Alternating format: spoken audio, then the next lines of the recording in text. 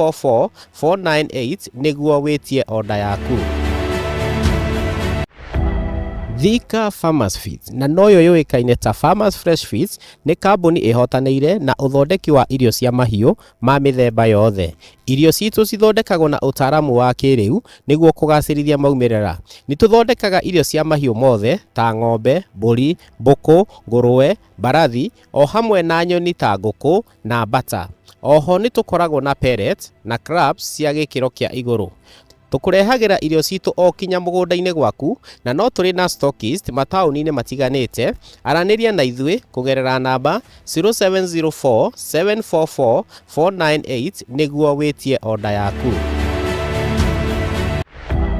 Thika Farmers Feeds na noyo yoikaine ta Farmers Fresh Feeds. Welcome to Vantage View Estate Juja, a premier project by Finsco Africa, offering you a breathtaking development in Kiambu County where beauty meets investment and modern living. Located along Juja Gatundu Road, just 37 kilometers from Nairobi CBD and 6 kilometers from the Thika Superhighway, Vantage View Estate Juja is conveniently located while offering a peaceful green escape and growth. Start your journey with 8-acre plots available at just 2.2 million. Nestled in a lush environment, these plots are ideal for businesses strategically placed along tarmac roads within our planned commercial hub. Vantage View Estate isn't just about land, it's a lifestyle. The estate boasts natural water resources for recreational activities like boat rides and serene picnic spots. Planned is also a resort, shopping center, hospital, and a school. Vantage View Estate Juja offers you all the necessary amenities. Quarter-acre plots are also available at 4.2 million, perfect for crafting your dream home in a gated, serene community. At Vantage View Estate Juja, you can choose from our semi-controlled, semi-serviced plots or our gated, fully serviced plots. Beautiful, green, full of potential, whether for investment or living, Vantage View Estate Juja is where your future begins. Welcome to Vantage View Estate Juja, a premier project by Finsco Africa, offering you a breathtaking development. Thika Farmers Feeds na noyo yoikaine ta Farmers Fresh Feeds ni kambuni ihotaneire na uthondeki wa irio cia mahiu ma mithemba yothe. Irio citu cithondekagwo na utaramu wa kiriu niguo kugacirithia maumirera. Ni tuthondekaga irio cia mahiu mothe ta ng'ombe, mburi, mbuku, nguruwe, mbarathi o hamwe na nyoni ta nguku na mbata. Oho ni tukoragwo na pellet na crabs cia gikiro kia iguru. Tukurehagira irio citu o kinya mugunda-ini gwaku na no turi na stockist matauni-ini matiganite. Araniria na ithui kugerera namba 0704 744 498 niguo witie order yaku. Thika Farmers Feeds na noyo yoikaine ta Farmers Fresh Feeds ni kambuni ihotaneire na uthondeki wa irio cia mahiu ma mithemba yothe. Irio citu cithondekagwo na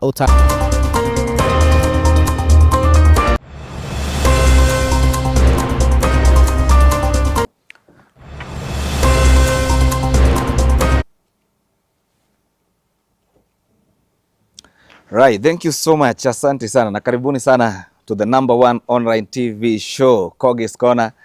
Na kwanza nisalimia watu wa Meru. Watu wa Meru pale Gakoromoni Market. I have my friends who does the menswear there. Alikuwa ameniambia Kogi ukifika kwa live kitu ya kwanza unisalimie. And that is why I'm doing it now. All the way watu wa Meru. Gakoromoni Market is a busy market there at Meru town. Na ni mahali kuna pigangwa biashara mufti sana. So wherever you are, salimia customers wote. And I want to big up my dresser, etago Mata, all the way kumakura kwa Mata Menswear. Wako pale Westlands, Pramuk Building, room number 3. Ukienda hapo, magatigira wekera wega. Karibu sana. Kuragwa dharatu rore, uri diaspora na uri Kenya. Ni KOGI'S Corner Tuesday edition. No mothi, turoka kwariria maundu makonainie na mbeũ njithi.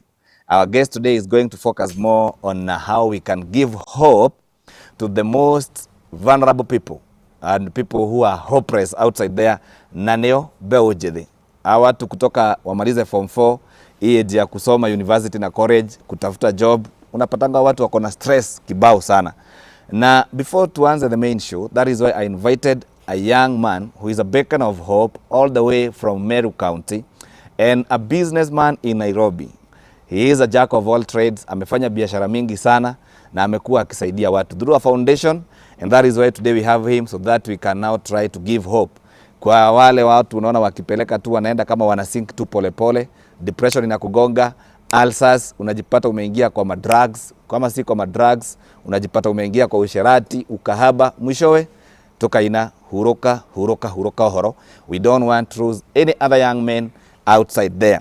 And because we are approaching Valentine, tukasema we are going to discuss this, tuite mtu mwenye anaelewa mashida ya watu, turanie niki kiratuma andu magie na depression, mundu amenyaga atia ena depression, warikia kugia ufatie gwika atia, and then tukumateithia atia.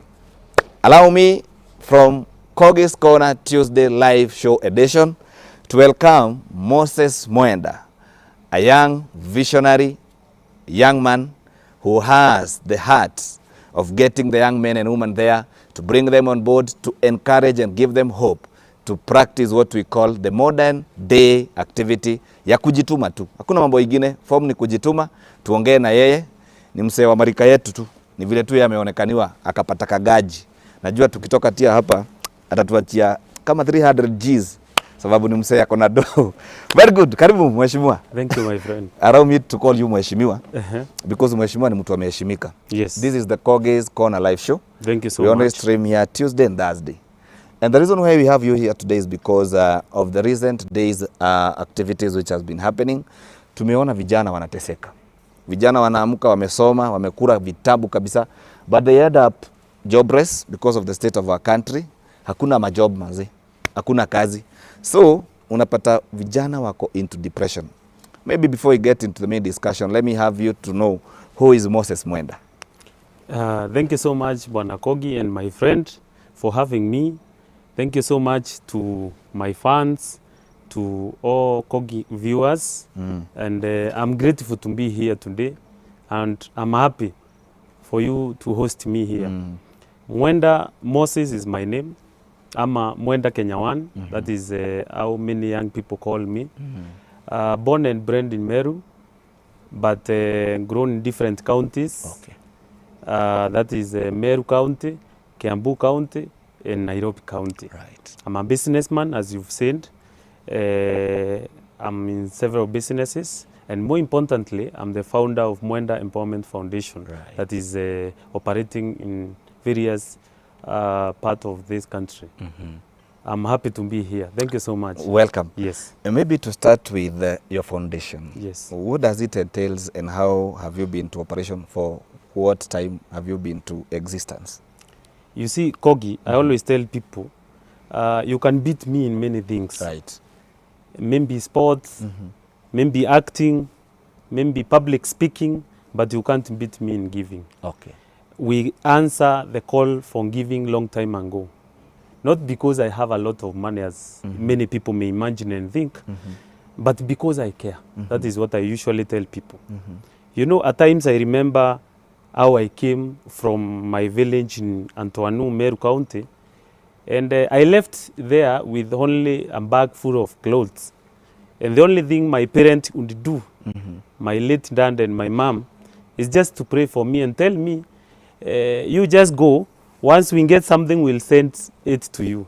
And up to that day, I've been the one sending them money. All right. So having gone through a very funny experience in life, I understand what giving means. And as I've told you, there is no one who is very poor that cannot give anything to someone. Everybody can give something. You are from which part of Meru? Tigania East Tigania East. Huko ni kwa Mburi Amburi? Mporo Aburi is the current member of parliament. Hapo kwa sasa? Yes, yes. And of late tumekuona, mahali kuna the state function, hukosangi. Na kuona kuna maboys wamekuleta, kwamba ile ya inauguration niliona ulipewa kiti ya PS. Imagine kiti ya PS. Ni veje mnafanya na gava ama kuna, hebu tuelezee kidogo. So I was here speaking about Mwenda Empowerment Foundation, because more importantly, that is what has really made me be who I am today, because of giving. And I was trying to tell you something, that I started giving long time ago when I was a student leader. You know, I was a student leader at Mount Kenya University. Okay. Because I've gone to two institutions, JKUAT and Mount Kenya University. That is where I started my leadership. And that is where now part of giving started. Right. That is where my empowerment actually started. When we realized that we can come together as young people and not just to give money, but to help people, not with money, even supporting them in terms of thinking, in terms of empowering them, the business people, the young upcoming business people, the young people with talents. There are so many young people who are very skilled, guiding them and empowering them. That is where we started the Mwenda Empowerment Foundation. About this, the government issue, you know, sometimes when you start now empowering the communities, every leader will respect you as a young leader. I will tell you I'm a young leader who is highly respected out here. Not because I have a position, but because how I stand in terms of empowering a young person like me. Let's have a starting point, and we discuss the issue about unemployment. Yes. Because the state of our nation, most of the youths, they are jobless. And when they are jobless, they become hopeless. When they are hopeless, they get depressed.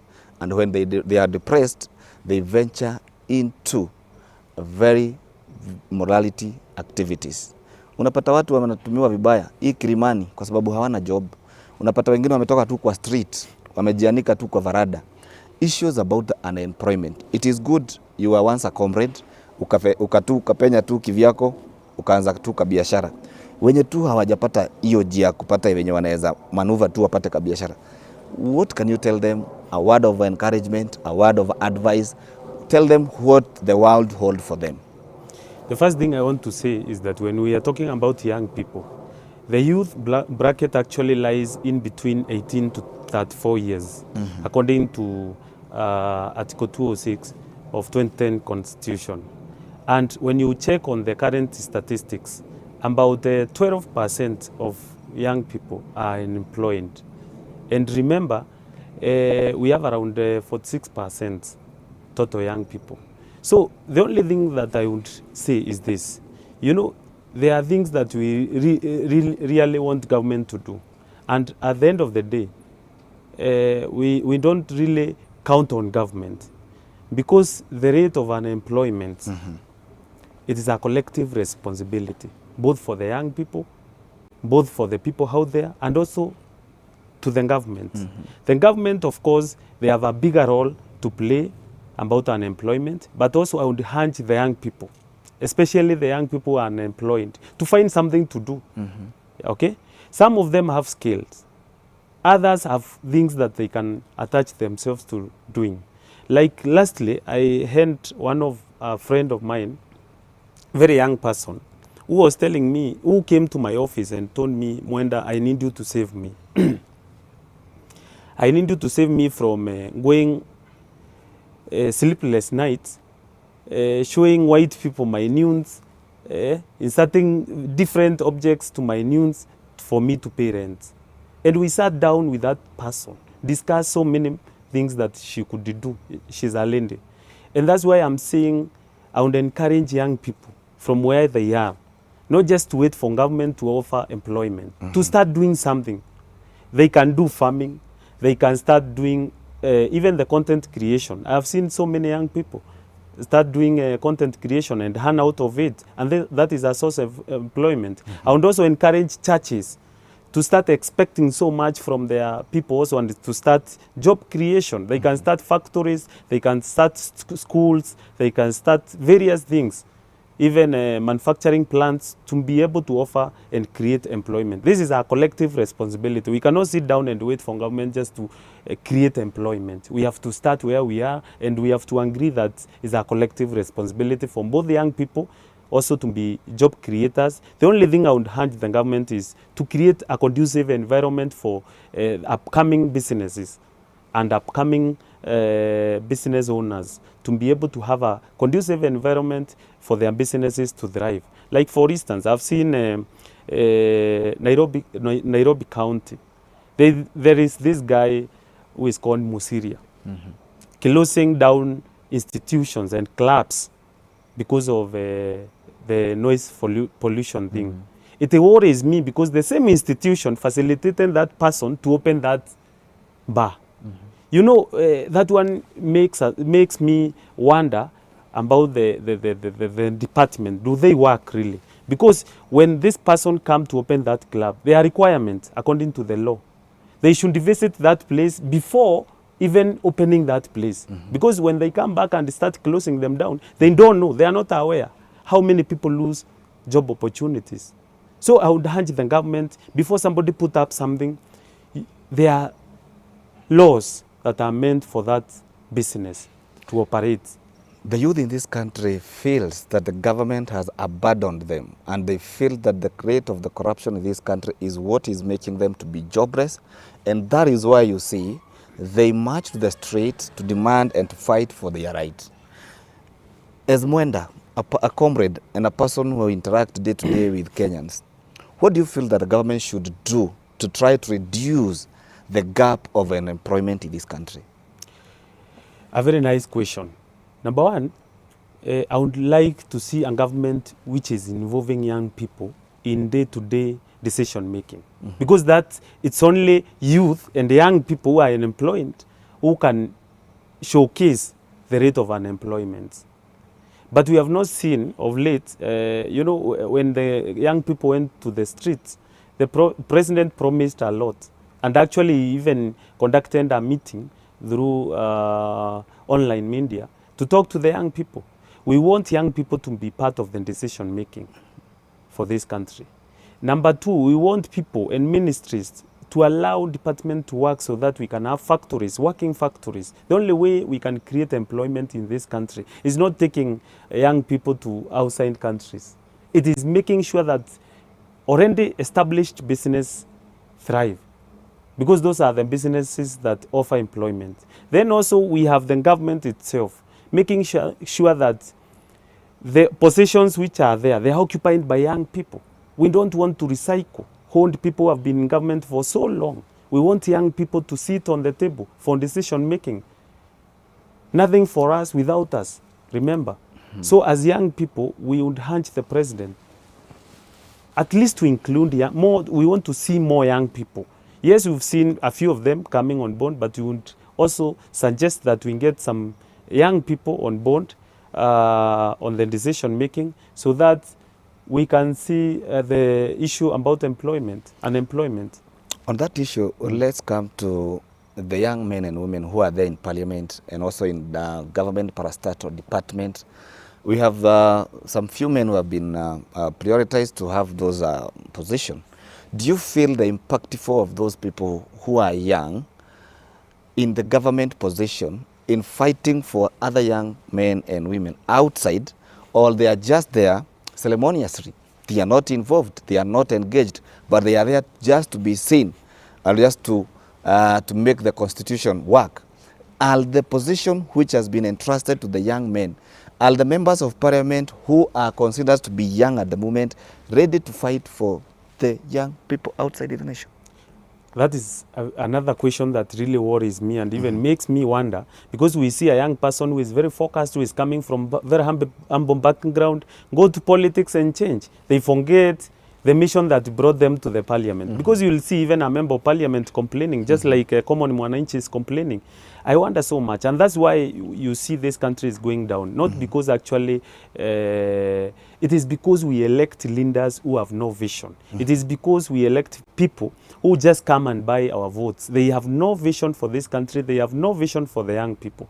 Because when you look at the young people in parliament, very few of them actually who are seen in parliament when decision makings are happening. Okay. You only see them complaining online, on social media. Most of them have become the content creators instead of making laws that can protect other young people and talking about issue regards to young people like unemployment. We've seen them, very few of them actually, who are seen in parliament. And also interest. They are guided by their own interest. They easily forget the people who elected them because they had seen something that they can represent the people. When they go there, they forget and now start worrying about their stomachs, their families. And that's why when you hear a politician talk about our people, you must be very careful, and especially a young person. You must be very careful because they will only talk about our people when they're in problems. But when they are hitting, they are silent. They are never seen. Just wait until they're in problem. That is the time they will start calling us our people. You understand? So we have seen even I would challenge even the young people who are already in parliament to wake up and smell the coffee and start working and representing young people in matters regards to decision making, like unemployment. The recent appointment of Honorable William Kabogo as the CS for the Information Communication Technology, what's your take on that? And do you feel that the position that William Kabogo holds is going to change because we are in the world of technology, and that is where most of youth lies through content creation, through information awareness, and through comedy, through the content in YouTube and the rest. And of late, he mentioned something that they are in a position to switch even TikTok, but they will hold on to see if there are going to be any security threat. William Kabogo being there, what's your take on that? And do you feel that he suit that position to represent the ICT? Personally, according to how I know William Kabogo, I can say he's fit for the position. However, I expected a young person for that position. Right. Bearing in mind that that position, or rather what it entails, it is an inclusion of young people. Look at Facebook, look at TikTok. The people who are active are young people. So I would feel if a young person was appointed for such a position, would understand better what it takes about all those things that we are talking about. But we wait and see, because he's a good man. We are hoping that we'll bring reforms. I've seen him do meetings with young people. I am waiting to see what he brings. Right. But I wish a position like that would be given to a young person who really understand about everything we are talking about. Switching TikTok, that is the biggest thing that they would do. Actually, TikTok right now, it has employed so young people. When you go live today, you realize we have so young people. And these are unemployed young people that we are talking about. All of them, they're on TikTok. They usually get money there. They get people supporting them. They get people, there is a way they earn through TikTok. And also we've seen even brands taking young people from TikTok. So TikTok has also grown in a way that it has grown young people to be brand ambassadors. I'm your fan and your follower at Facebook. And a couple of days I've seen you have different content creators, artists, comedian, visit your office for a hand of advice and encouragement. And I happened to go through a post where you are having Henry Desagu, an online content creator, who has been there. He is a goat because he started way before, and he is the gateway to most of those people who see in the content creation. And just a couple of days, we found Member of Parliament, Gatondo North constituency, Elijah Kuroria, fundraising and calling upon Kenyans to come through for him because he is going under mental health. Have you looked back and tried to reach out what is happening with Desagu? Kogi, one thing I'll tell you, I'm the first person actually to look for Desagu. Okay. When some clips went online, showing him in bad state. Right. But one thing also I would like to tell the young people in the creative industry that you have to understand times. Not every time that you are up. Sometimes you'll go down. Okay? We sympathize so much on what is happening with Desagu, who is also my friend and a very respected content creator in our country. Yes. But all other young people in content creation industry must be able to learn out of what is happening with the rest. They don't want to wait to see. Because if today you wake up and you become so viral and you're earning a lot of money, you must be able to save that money. Don't use with an expectation that all days will be the same. So we've seen young people, creative industry, in the creative industry, earn a lot of money. But at the end of it all, they end up in depression. It is because they lack financial discipline. It is because they don't want to hire a financial advisor. You know, most of these people, they go in depression simply because of their expectation, because of peer pressure, and because of drug abuse. I would like to urge the young people of this country, especially the one who are earning out of content creation and creative industry, to hire a financial advisor who can advise them on where to invest the little money they are getting, who can also advise them that days are not the same. You'll be high this year, next year it is somebody else. So that is the only way I can advise them.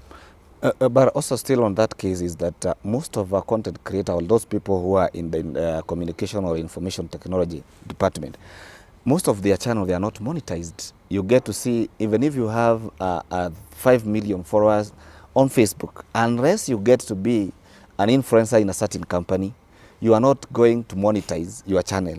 Now on this one, they also blame the government. You know, you can't blame the government on everything. They should now focus on how they can monetize the... Exactly. That is why I'm saying... But that is the case of the government, not the artist himself.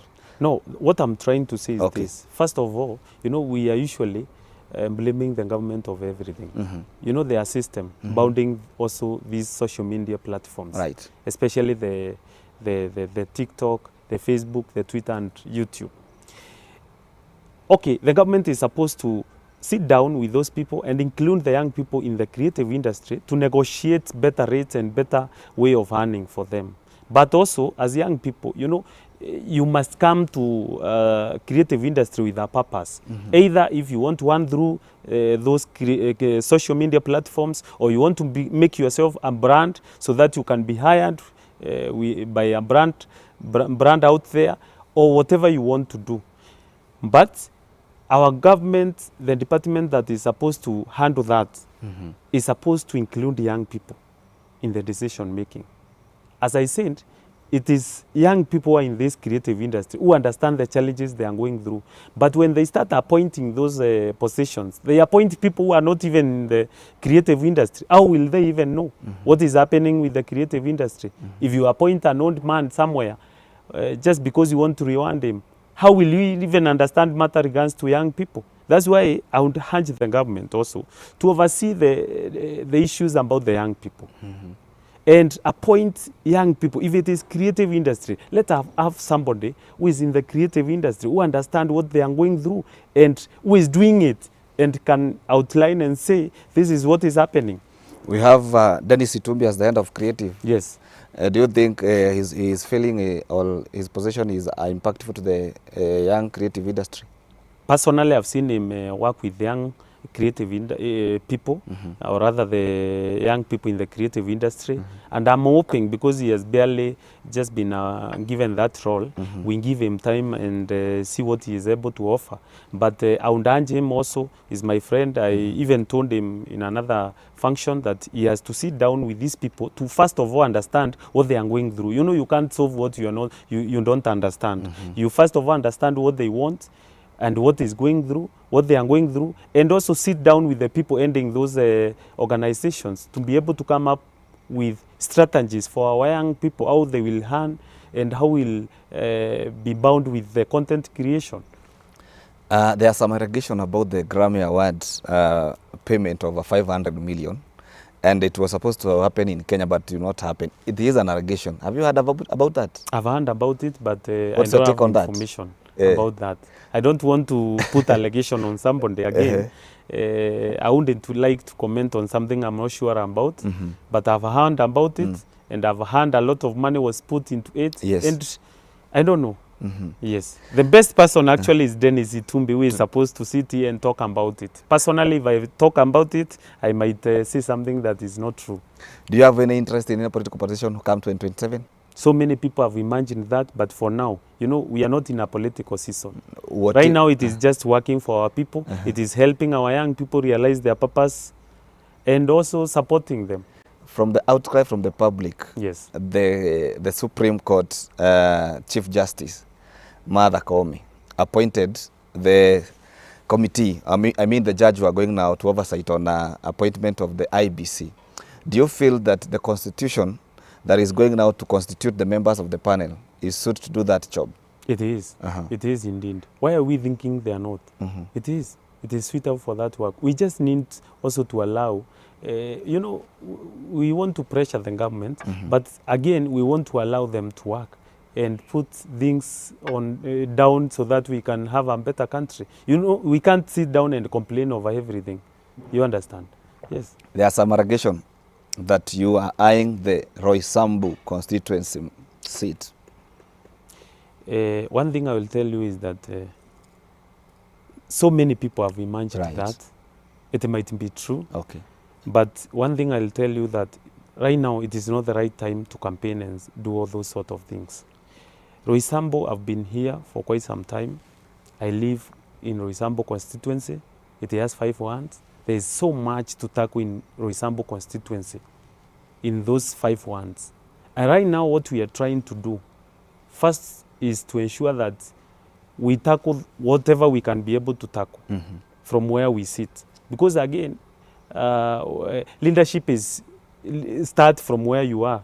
So right now it's about serving our people, helping our people, and more importantly, the young people. When the time comes, because so many people in Roysambu constituency have talked to me to come and vie, and I've told them, let's wait and see. Right now, let's serve our people.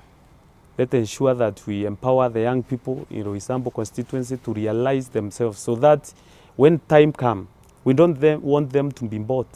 We don't want somebody to come from somewhere and buy the votes, and then after 5 years, they switch off their phone. We don't want that. We want to empower them to be able, that time when it comes to make a decision that is decision-based, a decision that will help them in the next 5 years. Let's talk abduction, extrajudicial killing. As a young man, many young men and women there have been abducted, others have been killed. What's your take? We don't know who is doing the abduction. The IG, Inspector General, claimed that the police are not doing the abduction. The government denied they are doing the abduction. We don't know who is doing the abduction. What's your take on that? And those who have been abducted are those who have raised their voice as a way of expressing dissatisfaction on several issues on this country. What's your take as a young man? The first thing, as a young person, I condemn the killings that are happening all over the country, the strongest terms possible, because there is no way that you can silence a young person not to speak through killings. Right. And I would purposely urge the government to oversee what is happening with our country, because this country, we have been very peaceful. You understand? You cannot silence a young person through killing him. Okay. You can't kill a generation. You understand? So I condemn it highly, and the government should bring those people doing that to book. Yes. I know we are not doing politics today, but day in, day out, we tend to interact and to mingle with the politicians, and also to listen through, and also to watch through our gadget. There are some remarks from people around the president. Some of them, the public is not receiving them on a good tune, like the one Farah Malim did in front of the president, Oscar Sudi, some talking about the extension of the president limit from 5 years to 7 years. And if you can see the circles and people around the president, like the recent remarks from the Kimani Ichung'wah in front of the president addressing Natembeya, and the public didn't get that with a good tune. Do you feel that people around the president are overdoing? What's your take on that? That is true. Actually, the people around the president, they are overdoing it. Instead of them focusing on the project that can help a common mwananchi, they are very busy talking about things that does not make sense and things that are not priority. What is the priority today? Our leaders actually lack priority, because the priority today is unemployment. I wish I would see a leader next to the president trying to address the rate of unemployment to the young people. So they lack priority. When you see somebody talking about the limit, presidential limit, it is wrong. It is not the high time to talk about that. What have you done first before you even come and talk about the limit? Yeah. So some of the things, even the president is supposed to talk to the leaders aligned to him, because these are the same people during election that will come and complain that the government has not done anything, or they would talk to the government. So they are supposed to, first of all, consider the priorities that are there. That is the only thing they are supposed to do. Given a position, this we imagine, given a position to any government institution, what could be your priority as First for of the all, state of the nation? You know, the first thing I would do, being a young person and understanding our nation, where we are coming from, if you are able to serve young people, especially this rate of unemployment, make sure that many young people are employed, making sure that you create a conducive environment for young businesses to thrive, and making sure that you empower young people. That is the direction that I would wish to go, given any position in the government, to ensure that young people, the rate of employment, and also to make sure that department works. Okay? Right. Yeah. Through your initiative and through your foundations, such a project that you do you do them only in Nairobi, or you extend them outside Nairobi, another country, another region? Mwenda Empowerment Foundation is not meant just to do program within Nairobi. Okay. We do program everywhere in the whole country. Okay. We don't care the person we Right. touch. We touch every life, because every lives matter. Right. We have different programs that are running right now, and we've done so much for the last actually 6 years.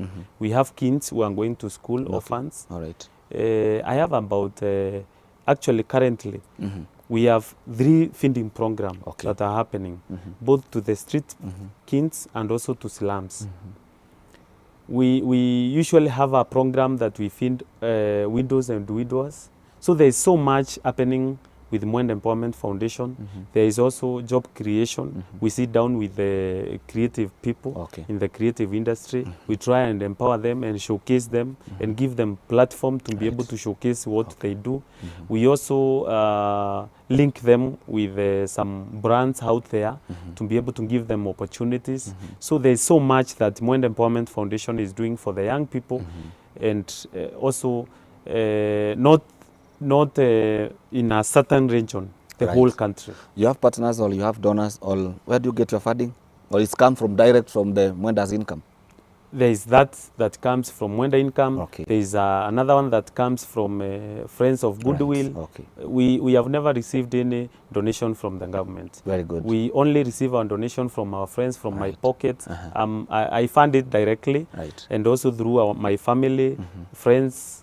That's how we fund any program that is happening with Mwenda Empowerment Foundation. Right. Yes. Of recent days, weeks, months, people have been learning, and especially those who are in the political field, and young men, we have seen them going to Wamunyoro. Do you feel there is impact for them coming from Wamunyoro? Personally, you know, I don't know what they go there to do. I wouldn't even wish to discuss that. Right. Because I wouldn't wish, if I want any change, I wouldn't wish to go to someone's house. I would wish to go to an institution, government institution somewhere, for a change. But when you start now going to someone's home, I don't know. I wouldn't wish to talk about that purposely. Very well. Yes. As we come to the end of this show today, I'd like to give you like 2 or 3 minutes to give your expressions and how you feel the country is faring, the state of our president, many citing that he should be one-term president. What's your take as a young man and as one who has been faced by people who are suffering other mental conditions, financial struggle, and even the religious struggle, because we have seen even the church outcry here. What is your take? Purposely, KOGI, as I told you, I wouldn't wish to comment so much on politics in that direction. But one thing I would like to tell the young people of this country is that we should not sit down and wait government to do things for us, because they might not happen. it is our high time that as young people we wake up, do something that can really change this country in terms of where we are today. And in terms of president being one-term president, the voter will decide because the time is coming to mark what the president has done. You are a voter. Yes. What's your take? My take, we are barely now going to 3 years. But we can see them, they are all over. They are moving from region to region. They are politicizing. So we are a voter. You as a voter, do you feel that president should be one-term president or he should have another term? You know, personally, I don't want to judge the president because I would wish to give him 5 years as per the constitution. And then now when the time comes, I'll now see. You know, 3 years actually in politics is a lot. Right. Okay? You can do so much. You can change so much. The only thing I would urge our politicians, or rather our leaders, is that they should not go back to the sunroof this early. They should make things happen because Kenyans are watching what is happening and Kenyans will judge what is happening. And let me tell you, politics of next election will change. They will not be the same, especially to the young people. They have realized where they are and where the government is keeping them. So I would urge the leaders, our leaders, not to go to the sunroof this early and start talking about next election. Right. I would like them to talk about the issues that are currently affecting our country. Yes. I've been having young men here, most of them who are in the government, most of them elected member of parliament, and I always give them this 2 minutes. I give them a point to ask them. If given a sit down with the president, a 1 minute, what would you like president to rectify? Second, what would you like president to maintain? And they have done it here before. So, Mr. Mwenda, given a sit down with the president, what would you tell him as we wind up and we close the show? Personally, I would tell the president just to revisit where he started. He was doing so well, but now I would like him to go down and understand what our people want and understand the priorities for our country. You know, today you can do so big, but your people still are suffering down here. I would like him to sit down and change many things that are happening in our country and listen to the cries of young people. There are few things that were highlighted by the young people, especially when they went to the streets. I would like him to sit down, oversee all of those things and revisit them. I would like him to put matters in regards to education in the forefront. Matters about unemployment for the young people in the forefront. I would like him to prioritize things that matter. Yes. Your last remarks. I would urge our young people in this country to know that they are many, they are the majority, actually. Let them do what they can do, because I know we are living in a very tough economic times, but I would urge them to do something, to keep them busy and make sure that they do something. I would also urge our leaders from where they are to know that we are almost going to the next election, and Mwananchi is watching what you're doing. If you decide to go to the sunroof and start campaigning, in coming few days, Mwananchi will send you home. And I would urge our president to oversee things that are really affecting our common Mwananchi, and especially our young people, and to make changes where it regards to enable our country grow. Yeah. Thank you for making time with us here today. Welcome. For the conversation and insightful engagement. Yes. We are very much humbled. And especially to the young men there. From Mr. Mwenda, let us not lose hope. Let us focus. And let's fight for our own, what is for us. Si kukaa tu pale unaona umefika mwisho. Kama hakuna job, wewe pigana tu. Lazima siku itajipa. Sure. Nimefurahi sana kwa sababu nimeona mtu ameniambia mheshimiwa akitoka hapo mwambie Mogakere anakaa focused. Mogakere ni salamu za Kimeru. Yes. Umeambiwa ati anaitwa Hakimu Wale wa Gathiro amesema abia Mheshimiwa Mwenda anakaa focused, he is a reader and he is composed. Thank you so much. Mtu mwingine anaitwa Benson Gatweri anasema Mheshimiwa akuje Meru tutapatia kiti huku kwetu Tigania West. Thank you so much. Tigania West ama ni East? East. Wewe anakuita West. Kuna West na East? Kuna East na West. Oh. Mimi nimetoka East. Okay. Mwingine anaitwa Kimani kutoka Roysambu akasema huyu ni boy wa mtaa anapitianga hapa kwetu kwa mechanics, tunampenda sana. Ni mechanic ni hapa hii Roysambu. Roysambu constituency. Everything I do it in Roysambu constituency. That is where I live. That is where I go to my garage. That is where I do all my errands. You know, to promote my people. Yes. Wanasema wanakuona hapo. Someone by the name Jose Gatutura amesema he is a man of his words. Thank you so much. He has supported us. Yes. Na pia ni kiongozi wetu. Mwingine anasema hii mambo yote inataka mheshimiwa akiwa bunge ndio iweze kufanyika. He is a voice to reckon. So these are insightful remarks from people. Yes. Na wamefurahia sana. Thank you for making time with us. We are very much humbled. We will be engaging in you now and then so that we can give hope to the people. Na ukipatana na Desagu, mwambie tuko nyuma yake. Ni vile tujapata platform ya kumchangia, tungemchangia. Kuna platform hujapewa na Mheshimiwa alisema anataka tuchukue kutoka. He was just kidding, but you can send something to him. You can send something to him as well, to Desagu directly. Tutamwangalia. Yes. Thank you so much. I'm happy also and congratulations for this platform. Asante. I can see you offering so much job. Nakuambia. So we need to support you. The government needs to support you, and is a platform also to offer our views to our people and teach our people and to make them learn. Yes. Tumefurahi sana. Thank you so much. Na hii ni wakati inatakikana sana tuambie vijana, sababu wanapelekwa sana pia na madem na hawezi kumaintain, stress zinamgonga, ulcers, vijana wanakunywa madawa hapa because of something hawawezi handle. So most of the time takuwa na kuita hapa tunawaongelesha. Unajua ni vizuri because some of our young people they lack priorities. Yes. Pata mtu ako na pesa yake badala invest wisely, anaanza kuipeleka kwa mahali ingine, then they end up in depression. It's very important. Asante mheshimiwa. Thank you so much. I'm happy. Thank you sana. Thank you so much my brother. Very good. Yes. Haya, kuja utu on mic, alafu then we do a photo here with mheshimiwa.